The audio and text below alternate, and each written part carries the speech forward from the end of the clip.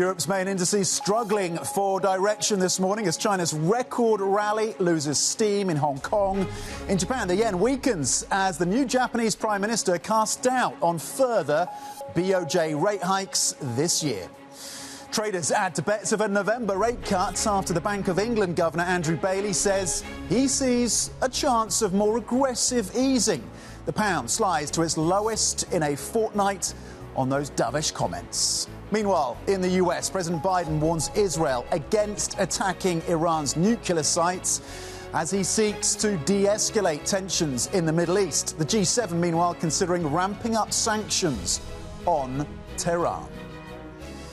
Let's check in on the European equity map then. Globally, you are looking for the first week of losses in about 4 weeks. The handoff from Asia was weak. Chinese stocks listed in Hong Kong were down. A pause in a 13-day consecutive rally, and the European market is seeing the downside as well. Sectors like technology, sectors like the auto sector feeling some of the biggest hits. In Germany, the DAX is down 0.9%. Over in France, you're seeing losses of 1.2%. Here in the UK, slightly more modest downside, just down 0.1% so far on the FTSE 100. Cross asset, we're looking at the 10-year currently yielding 3.79. Yields have been up, the pound, the dollar strengthened as well, so that's part of the story. Stronger dollar. Very different story when it comes to the pound. I'll get to that because you are seeing now yields lower at the front end, particularly in the UK. 3.94, yields down 7 basis points. Money moving into gilts on comments from Andrew Bailey to the governor, to the Guardian, I should say, he is the governor, suggesting that there could be scope for more aggressive cuts from the Bank of England. November now is priced in by these markets. 3.94 on the front end. The pound taking a knock then, currently down 0.9%, dropping almost 1% versus the US dollar at 131. Brent in focus on the continuing tensions in the Middle East. 74.83, up 1.3% so far in the session. We're going to bring you the Nvidia pre-market move in just a moment. We've been hearing from the CEO on demand for the Blackwell chip.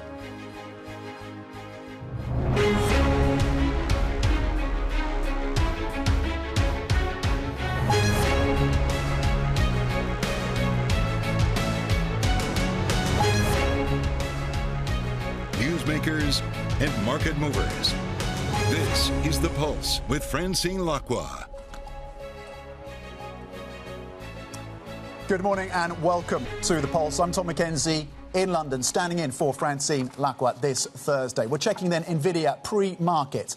The comments coming through from Jensen Huang on the demand for those Blackwell GPU AI accelerators. It's the next iteration of those AI accelerators for Nvidia, and he says that demand is insane. I'm quoting, insane. That in a comment to CNBC. Pre-market then, Nvidia currently, of course, with that 90% share or thereabouts of the AI accelerator market, up 0.3% so far as we lead up. Of course, the trading session stateside. So a little bit more optimism coming through in terms of the demand outlook for that key player in the Gen AI story. Now, back to macroeconomics, because there's plenty of central bank news today as traders up the odds of a BOE November cut. In Asia, meanwhile, the new Japanese Prime Minister's warning against raising interest rates, casting doubt on a hike this year. He's gone from hawkish to dovish. For more on this and the wider markets, we are joined by Nora Szentivanyi, who is global economist at JPMorgan. Nora, thanks so much for joining us in the studio. There's a lot to talk about. There's a lot to unpack. What is this global economy looking to you right now? Are we still expecting a synchronization in terms of the cuts from the major central banks? If we leave to one side the BOJ, is that still the view as we look into 2025? Yes, Tom, that's exactly right. So the global economy is actually holding up better than expected. So there is resilience in the global economy. At the same time, inflation is coming off quite sharply. So this will allow central banks, and is already allowing central banks, to recalibrate their policy stances. Right now, interest rates are at quite high levels. They're quite restrictive across the globe. And this gives central banks an opportunity to recalibrate those stances in line with the slowing in inflation that we are getting. So the way I would characterize the global economy is that there's kind of signs of slowing. It's more a mid-cycle slowing. We're not looking for a recession here.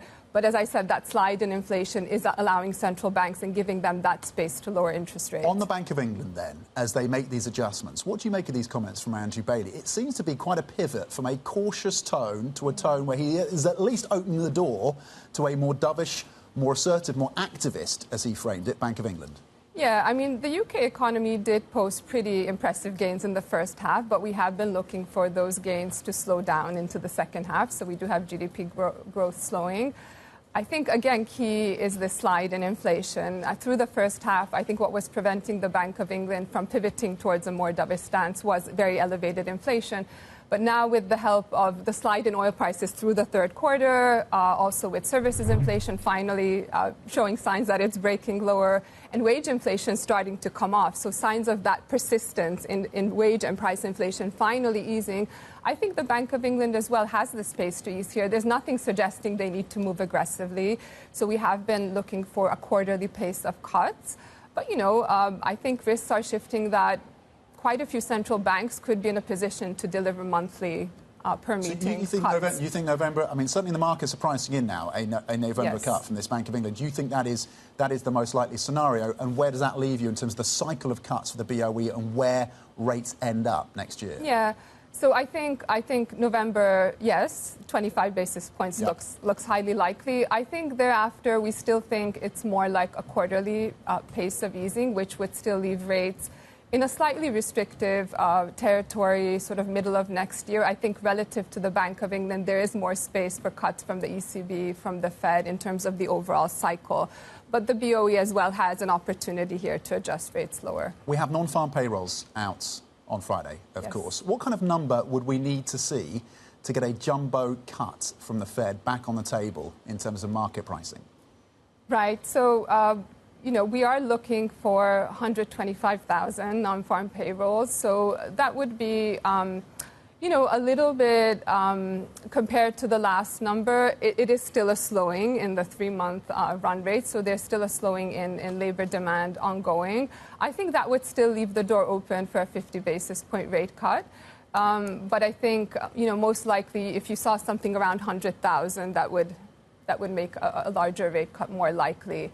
So at this point, I think with the combination of inflation coming off and that slowing in private payroll growth in particular to around a 1% pace, which historically has signaled a quite abrupt slowing in the U.S. Labor market, I think that would leave the door open. I mean, certainly Chair Powell is guiding us more towards a 25 basis point pace at this point.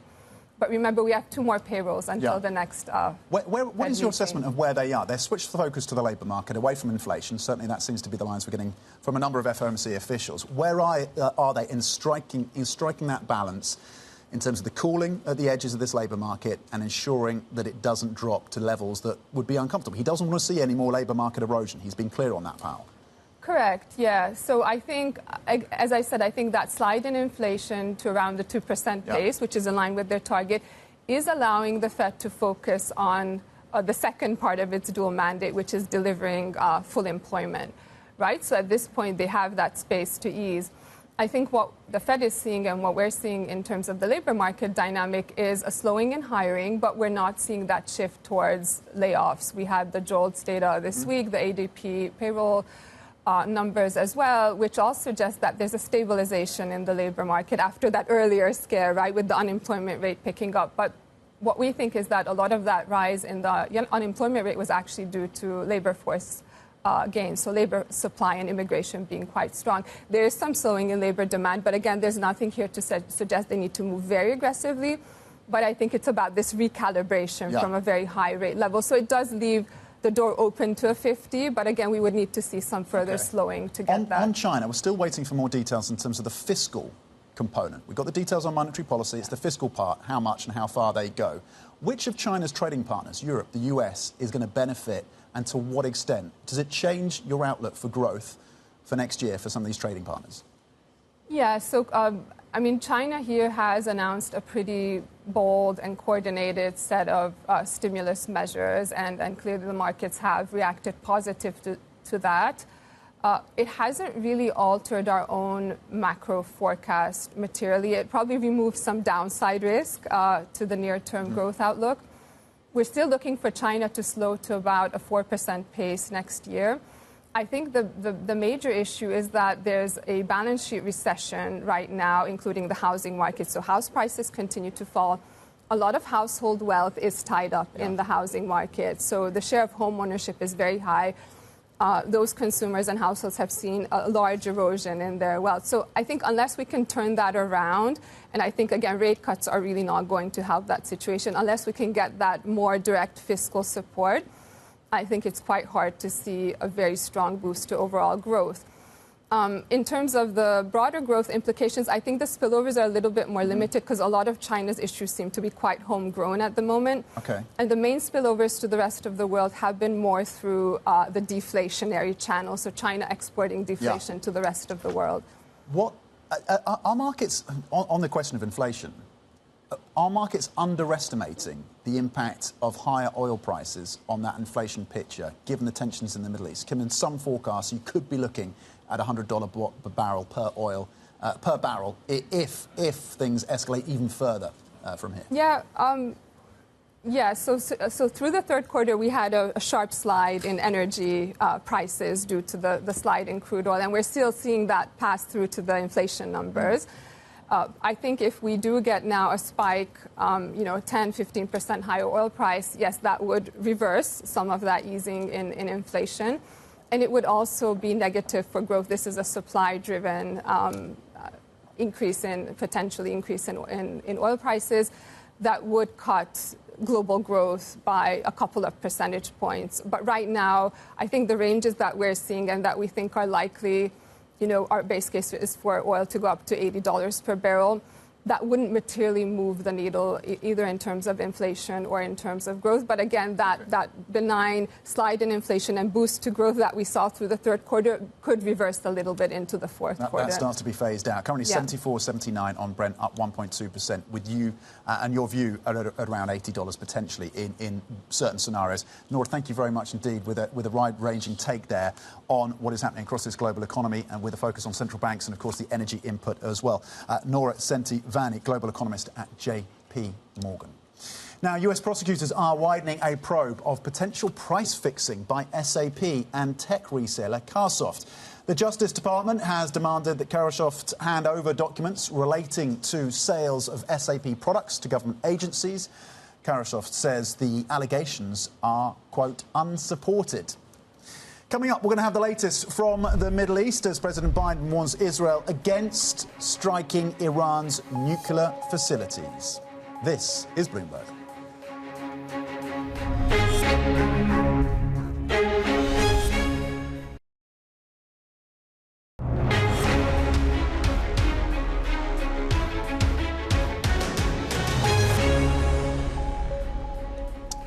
Welcome back. The US is urging Israel not to attack Iran's nuclear facilities in retaliation for this week's missile barrage on Israeli cities. President Biden says he plans to speak with Prime Minister Benjamin Netanyahu as the US and G7 allies plan further sanctions on Iran. Israel has vowed to retaliate after Iran's missile attack, while Tehran has defended the move.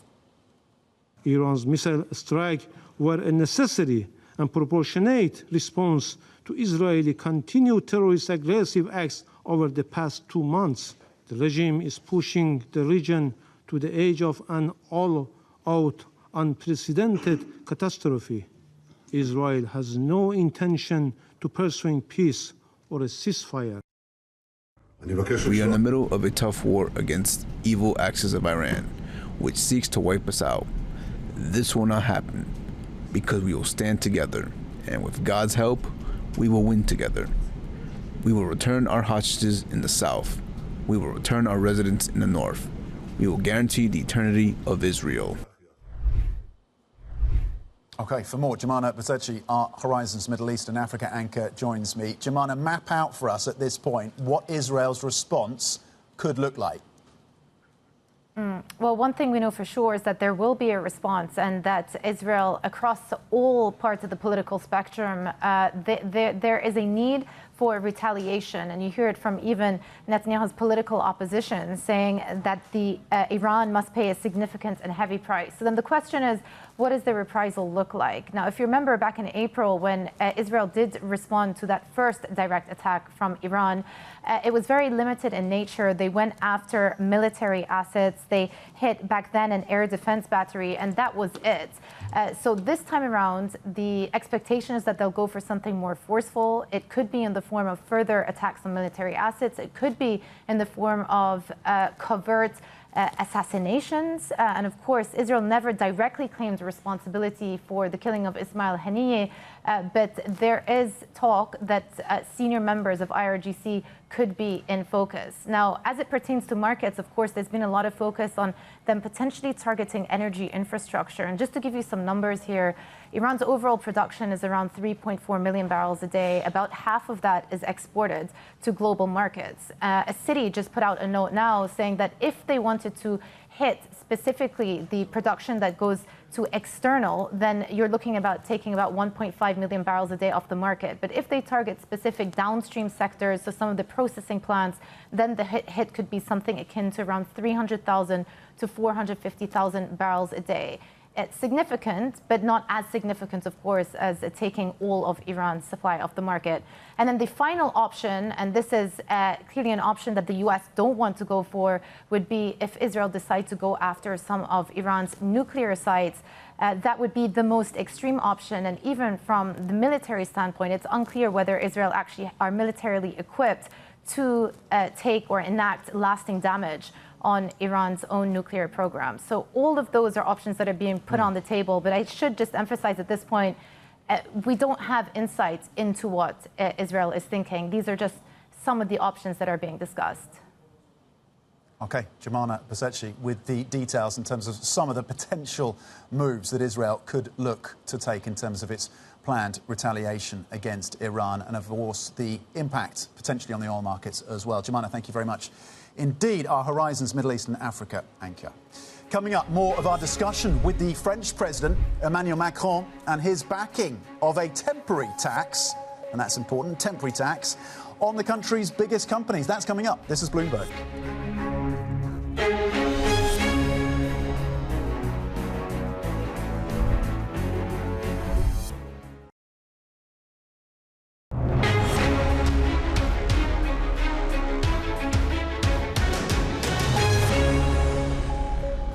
Having an exceptional taxation on corporate is something which is well understood by large companies. If this is for 1 year, given the level of effort which should be made.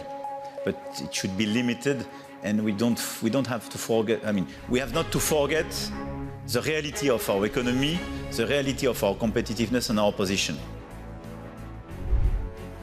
The French President, of course, Emmanuel Macron, speaking at the Berlin Global Dialogue on a panel moderated by Bloomberg's Stephanie Flanders. For more on that exclusive interview with the French President, let's bring in Bloomberg's Carolyn, covering, of course, all things France for us, joining us out of Paris. Macron then pushed on the domestic challenges that his new government is facing, Carolyn. He made those comments around taxes on corporates. What stood out to you from what we heard from the French President? First, he is backing his Prime Minister, Michel Barnier, and his strategy to reduce the deficit and save 60 billion euros. And second, Macron is totally abandoning his idea of never raising taxes. We actually just heard from his former Interior Minister, Gérald Darmanin, saying he doesn't agree at all with this idea of raising taxes, because since the beginning, Macron has always pledged to lower taxes. Now, this tax on multinationals, we've heard from the Total Energy CEO saying this is unfortunate, but it's going to have a limited impact on Total, because anyway, they pay most of their taxes abroad. But there's another issue that's coming. Michel Barnier and the Finance Ministry yesterday also talked about possible green taxation and possibly taxation on the aviation industry. And that actually didn't go very well with the IATA Association, saying this could be a disaster for the French aviation sector.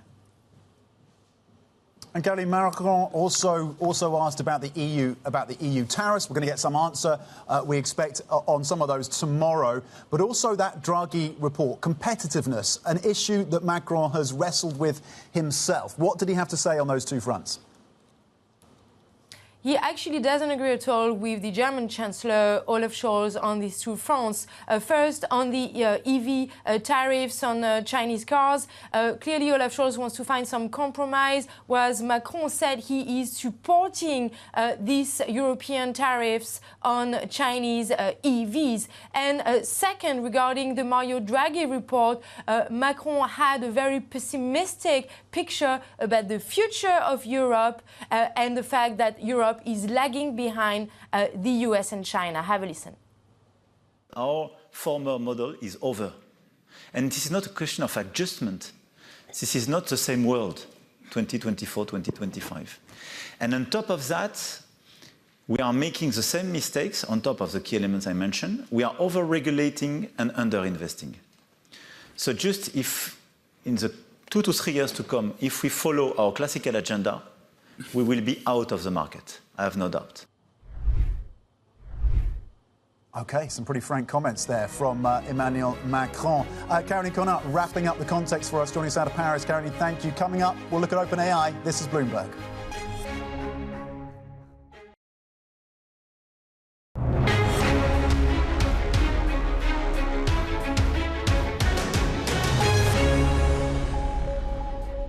Good morning and welcome to The Pulse. I'm Tom McKenzie in London, in for Francine Lacqua. These are the top stories. Europe's main indices slide this morning as China's record rally loses steam in Hong Kong trading. In Japan, the yen weakens as the new Japanese Prime Minister casts doubt on further BOJ rate hikes this year. Traders, meanwhile, adding to bets of a November rate cut after Bank of England Governor Andrew Bailey says he sees a chance of more aggressive easing. The pound slides to its lowest in a fortnight on those dovish comments. Meanwhile, in the US, President Biden warns Israel against attacking Iran's nuclear sites as he seeks to de-escalate tensions in the Middle East. The G7 considers ramping up sanctions on Tehran. Now, with a focus on technology, OpenAI has raised more than $6.5 billion in a new funding round, one of the largest ever private investments. The fundraising values the AI company at more than $150 billion. At this point, let's bring in Robert Lee, senior tech analyst from Bloomberg Intelligence. Rob, what do you and the team make of this deal, what it tells us about that appetite for exposure to Gen AI, and whether or not the valuation can really be justified? OK, well, whenever we discuss AI, it's superlatives all the way, isn't it? So I guess it shows that the demand for AI investments remains insatiable to some degree at the moment. As for the valuation, obviously it's a pretty punchy valuation for a company that remains loss-making at this point. But I guess the generic model within the internet and software sector as a whole is to build scale, to consolidate your position, and then look to push into profit some point later. As and when that may be for OpenAI, it remains to be seen, I guess. Rob, meanwhile, on the question of valuation, I mean, maybe this plays into that debate. We're hearing from an MIT professor with renown in this space, Darren Acemoglu, and his comments to Bloomberg about AI only being able to do 5% of jobs. This is well worth a read, by the way. And the quote standing out for me, "You're not going to get an economic revolution," says this professor who spent a lot of time studying the space. What do we make of this? Well, I have to say I'm really with him and more in his camp. And I think one key point I would make is I still think there's a mismatch of expectations here, if that isn't stating the obvious. I think there still needs to be a proper fundamental understanding, particularly in financial markets, about what AI is, what this technology is, what's actually driving it, what it can do, but more importantly, it can't do. And just 2 seconds, the basis of all AI that we see at the moment is pattern recognition. That's a very powerful technique that can be employed in many different end uses, will drive cost savings, will drive efficiencies. However, the current generation of AI that we see is not sentient in any way. It cannot think, it cannot reason. Therefore, that begs the wider, more philosophical question, which we don't have time to answer right now. But, you know, is this thing really intelligent? And I would actually argue and be in the professor's camp that, again, these algorithms and techniques are very powerful in some applications, but I think, you know, earlier concerns or in some areas of the press is sort of worries about AI taking over the world, triggering World War III, the rise in the machine, I think that remains within the realms of science fiction. So this is a powerful technique that has applications in some areas, but I don't think it's going to revolutionize the economy as we see it today. But it's, you know, we're an early step onto this journey. Well, this is true. Look, Jensen Huang of Nvidia may take the other side of that bet, of course. Rob, he's been talking about the demand for the latest Blackwell chip, so it's their latest iteration of the AI accelerator, their GPU. He says that demand is insane. What should we make of his comments in terms of what it tells us about the outlook for demand as we look into 2025? Now, I thought that was a very interesting choice of words because, you know, calling it insane, yes, absolutely, as we know, demand continues to outstrip supply. But also, is it insanely sustainable? Again, as you know, for people who've looked at the technology sector over the years, this is a sector renowned for bubbles and renowned for hype cycles. You know, are these comments going to go down in the annals as, you know, a marker of perhaps peak AI euphoria? I think it remains to be seen. But again, going back to the professor's comments or whatever, I do think expectations are running ahead of themselves at the moment. This is a powerful technique, but it isn't going to revolutionize industries. And I think the level of monetization that these companies are generating at the moment remains at a very low level relative to the very high expectations that are being priced both within public markets and also private markets, with OpenAI being an example of that. So I think at some point there is a day of reckoning coming on that.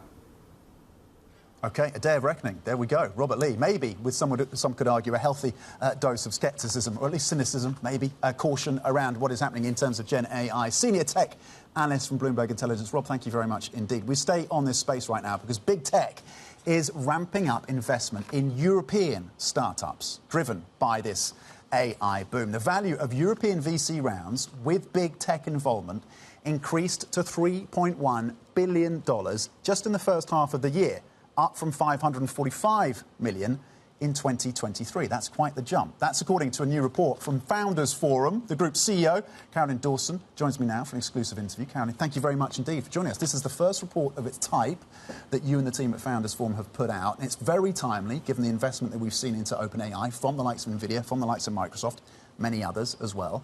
The role that mega cap tech, that the Mag 7, that Nvidia and a number of those players, Microsoft, Amazon, Meta, are playing and having in terms of reshaping this European startup scene. What is it looking like? What kind of impact are they having?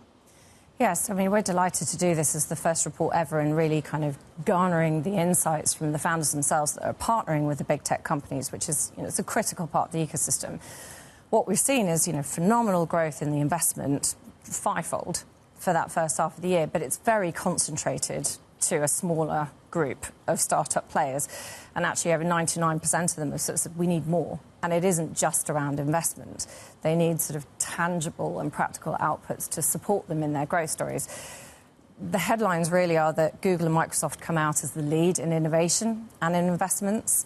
Meta and Nvidia lead in investments, perhaps less so. They need to raise more awareness in the programs that they're delivering. Amazon, really seen as the startup builder, probably the best reputationally across with the founders, but very much seen as the grassroots all-round player. And Apple, still work to do in terms of reputation and investment from the founder sentiments that we surveyed. Yeah, really interesting that Amazon stands out as being possibly, at least from the view of some of these founders, the best partner there, which is really fascinating. Meta has been very acquisitive as well, so it stands out top of the list in terms of the acquisitions that it's made within this space. What's driving that? What's behind that? What have they been targeting? Well, ultimately, I think people forget these are now major companies that need to innovate in the same way that perhaps, you know, 100-year-old corporates do. That partnership really between the two is critical, and the pace of the AI, and we just talked about the pace of change and the demand being insane. There is a requirement to keep that technology innovation at pace, and working with startups from the big players investing in those companies is just a critical tool for the big tech companies, as it is for startups to partner with them. You've used the word critical, I think 3 times, Carolyn, and probably appropriately so. But I wonder if critical is also an over-reliance. Is the European ecosystem around startups overly reliant on this US funding? We need sources of capital from all forms, and that can't just come from big tech providers. And it isn't just really investment. What we've heard from the founders is they actually need the programs that these big tech companies are opening. We need proof of concepts and sandbox environments where actually big tech companies play a role to bring together corporates, academics, scientists and the startups to really look at the next frontier of technologies into climate, AI and groundbreaking environments, really. So it isn't just around the investment, but of course investment's important, but we need it from multiple sources. Is it also a reminder that Europe lacks that growth, later stage funding, the firepower when it comes to those big ticket investments? I think there's never been a better time to be a founder in Europe right now. And generally, what we're seeing over the last few weeks and months is that really, actually, Europe is leading in the sense of some companies in AI, in voice, in video, in software tools. So we've probably been never in front of a technology curve as much as we have now. But we have to remain competitive. And so to continue that competitiveness against US and China, we do need more later stage capital. We do need that from multiple sources. And we do need these partnerships. And I think that sense of just investment in talent as well. So we've seen actually the European engineering ecosystem has really matured. But we need more around leadership at scale. And this is where the big technologies can really play, big tech companies can play a role in providing mentorship, providing partnership to help more later stage companies. They're more traditionally known for the grassroots and early stage. But how can they actually partner with these companies to help them come at scale? I would imagine there may be some regulators in the UK, in Brussels, who'll be looking at your report and thinking, this is a reminder that there is a monopolistic, anti-competitive push coming through from mega-cap tech. Now, that is not what you're saying in this report, but clearly there is a concern about the size and scope of these companies hoovering up the startups and just expanding their moat that much further and making it a much more difficult place in which to innovate. Yeah, I think it's no secret that the big tech companies are clearly quite distracted and focused on that EU digital markets. Yeah. And is it a fair criticism, do you think? I think we need to make sure that we've got a competitive and fair playing field for all. It's a bold move from OpenAI recently about saying, no competitive, investments from those. I think there's very few companies that can pull that off. Is that the right thing for a competitive market? Time will tell. But I think we need open and fair playing fields for these companies to grow and scale. OK. What are the capital markets looking like? Because you talk on scale, and that's another challenge for Europe. Scaling these businesses, getting them to sizable exits or IPOs. How is that evolving? We need to see more across the pension reform. So now with the change of government, let's see how that transpires. We need to see more family offices and institutional families investing. I think in the ecosystem needs to come from multiple sources and not only believe that it can come from big tech players or US investors. OK, so we look for those additional reforms as well. Maybe we'll get some announcements around the budget. Talking of which, are you hearing any concern from the touchpoint individuals that you have, whether it's investors or founders, around what might come out in the budget, particularly with a focus on capital gains, carried interests, high net worth individuals? Is that something that's percolating to the surface in your community? Yes, absolutely, but we don't know yet. I think really it's just a case of the fact that we need to make sure we stay competitive and have the right incentives and the right opportunities for founders to make the UK a brilliant place to grow. Carried interest, capital gains could be a cold wind across this sector here in the UK. I hope not. OK. Carolyn, being very diplomatic. Carolyn, thank you very much indeed. It's a great report, really worth reading, really insightful and very timely as well. Carolyn Dawson, CEO of Founders Forum. Coming up, the UK Prime Minister, talking of the UK, promising to stand firm in negotiations as he seeks closer ties with the European Union. We are live in Brussels on Keir Starmer's trip. That is next. This is Bloomberg.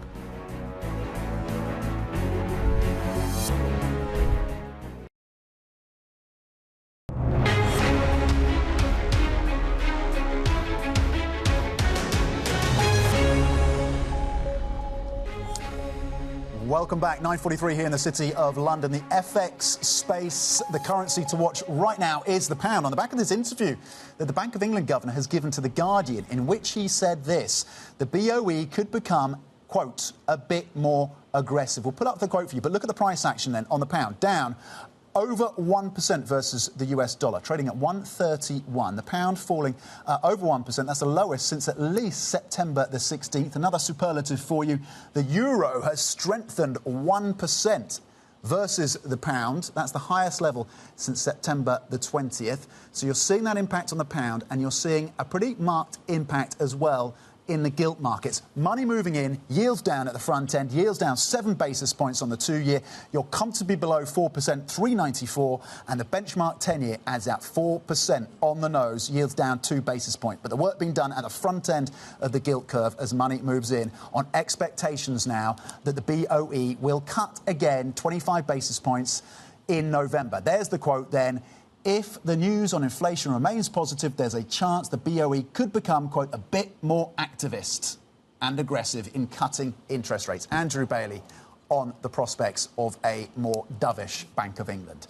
Now, the UK Prime Minister has promised to, quote, stand firm during what are likely to be difficult negotiations to forge closer ties with the European Union. Keir Starmer made his first visit to Brussels as British PM yesterday, meeting with Commission President Ursula von der Leyen.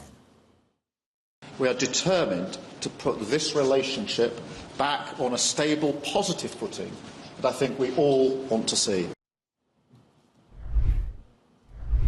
Bloomberg's UK correspondent Lizzie Burden is in Brussels and joins us now. Lizzie, I'm having flashbacks to the Brexit negotiations, but this time the tilt is different. We're talking potentially about a warming up, maybe a resetting, maybe a redrawing of UK-EU relations. How realistic is that? Well, indeed, for the first time in a long time, the Union Jack was flying here at the European Commission yesterday, Tom, and Keir Starmer in the press conference told us that it's going to be very different. There isn't going to be a drip, drip, drip of leaks coming out of these negotiations. He wants to mark this as a different era from when the Conservatives were in power. But look, I have to say this was an incredibly frustrating press conference from the new PM. Again, focus on the vibe, not on the detail. He says it wants to be a more pragmatic, more mature relationship with Brussels. And he says that changing the tone is important if you want to reset the relationship. But look, behind the scenes, even EU diplomats are getting annoyed at the lack of detail. And just as in the UK, you've got the UK newspapers filling the policy vacuum with stories about freebies and number 10 infighting, the policy vacuum here is being filled by EU officials who've got their own ideas for what they want from the UK. They want reassurances on fisheries and they want a youth mobility deal. That is what Ursula von der Leyen will be pushing for. Keir Starmer very clear that he's not going to rejoin the customs market or the single union or go back to freedom of movement, but interestingly not ruling out those two big asks from the EU. Lizzie, explain for us, what is the controversy for the UK around a youth mobility deal? This is one of the biggest losses of Brexit, objectively, that you couldn't pick up your passport, travel and work in the EU after Brexit. But we're talking about students being able to do that to some extent. It's not about migrants, it's about students. Where is the controversy for the UK? You're absolutely right. There is a key distinction between migration and mobility. This is what the EU officials are emphasising. They say, look, this is time limited, it's on a visa basis, and it's a particular demographic. But of course, for Keir Starmer, the danger is that it reminds people of freedom of movement, which is what Brexit ended. He does not want to go back to that. He cannot risk adding to net migration figures, even in the short term. Frustratingly for EU officials, they're looking at his majority in Westminster and saying, come on, where's the ambition?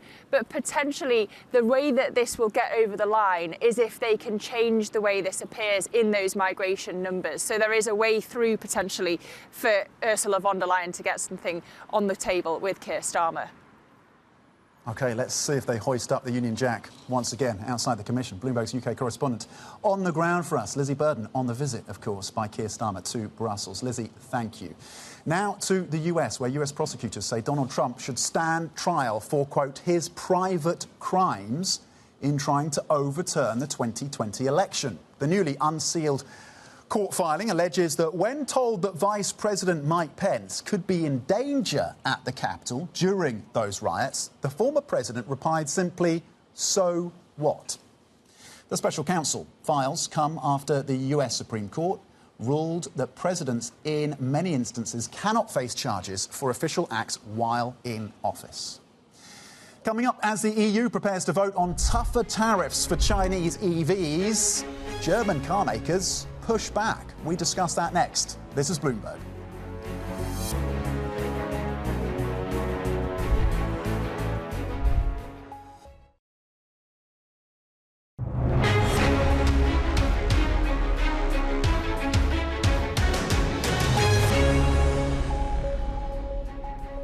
Welcome back. Mercedes has joined BMW in pressing Germany to vote against imposing significantly higher EU tariffs on Chinese-made EVs.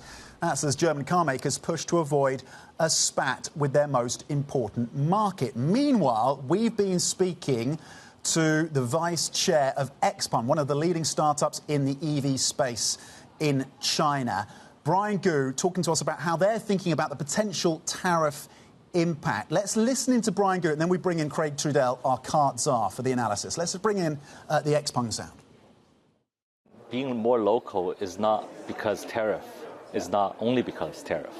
Because as a company has aspired to be a leader in a market like Europe, we have to think about becoming more local. You know, we have to have more local team to build our local brand, and also have more local presence. And also, you cannot rely on an export-only strategy to deal with a local market like such a big market like Europe. OK, Brian Gu there of XPeng speaking to Oliver Crook in Berlin. At this point, then, let's bring in Craig Trudell, our autos editor. Craig, so we're getting the response from the German automakers on one side, the Chinese automakers on the other, looking to maybe build out the capacity in Europe to try and weather this incoming storm, if that happens. What do we make of how this is reshaping the autos market and whether or not Europe will go ahead with these tariffs tomorrow? It's a big risk for the industry because it's not just a matter of hurting some and you know, sparing others or even helping others. At least, you know, that's the case that a lot of companies are making, and even some governments here. I do think that it's likely that the tariffs are going to go ahead. We've only seen you know, day by day, you know, sort of more justification for those in favor of these tariffs, in the sense that you know, we're seeing more competition, tighter margins, threats of plant closings. All of these things sort of feed into this narrative of, you know what, maybe we shouldn't be so open to the Chinese manufacturers that have so much capacity and have big ambitions to grow here. If they want to grow here, they need to build here. And also, you know, we need to do something to protect our sort of homegrown companies. OK, briefly on Tesla then, it's part of the story here as well. What is Tesla looking like now in terms of deliveries, the numbers coming through from Tesla? Yeah, yesterday's deliveries, it was the first year-over-year increase of the year for them. It was a little bit lighter than some analysts were expecting, and we did see a big run-up in the stock in the weeks leading up to this report. So I think a little bit of a letdown. They too will be affected if tariffs go into place, because they're relying on their plant in Shanghai for Model 3 supply here. So they too are looking at next, you know, at tomorrow's vote with some trepidation of impact for them in the months to come. Yeah, significant day then for the sector, and we hope to bring your expertise back to unpack that for us tomorrow, ahead, of course, of that decision. Bloomberg's Auto Czar, covering all things autos for us, Craig Trudell, with the details there. Up next, it is Bloomberg Brief with Manus Cranney in New York, standing by as US futures point lower by 0.4%. The down day as well here in Europe. European stocks down 0.7%. Stay with us. This is Bloomberg.